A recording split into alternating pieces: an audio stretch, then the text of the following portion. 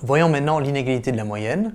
Pour une fonction f continue sur un intervalle i et bornée, c'est-à-dire avec deux réels petit m et grand M, tels que sur i, f prenne ses valeurs entre petit m et grand M, et bien maintenant, si on intègre dans le sens croissant des bornes, c'est-à-dire pour AB, deux points de l'intervalle avec a strictement plus petit que b, et bien cette inégalité se transforme en inégalité de la moyenne, c'est-à-dire qu'on a m b-a inférieur ou égal à l'intégrale sur AB de f, inférieur ou égal à grand M b-a.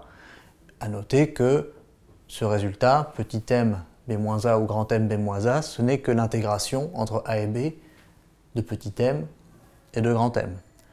Voilà. Concrètement, graphiquement, ça se traduit par l'aire sous la courbe de f, puisque l'intégrale de a à b représente l'aire sous la courbe, est comprise entre l'aire du rectangle de hauteur m et de largeur b-a, est plus grande que l'aire du rectangle de hauteur petit m et de largeur b-a.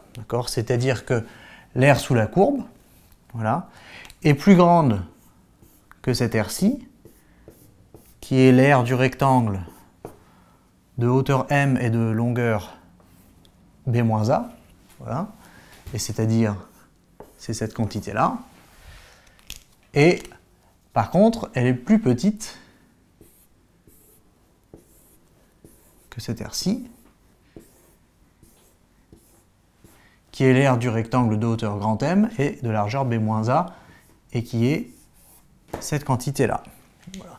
Donc c'est une façon utile d'encadrer une intégrale, voilà, et graphiquement, ça se traduit par l'aire sous la courbe, évidemment plus grande que l'aire en vert, et plus petite que l'aire en bleu.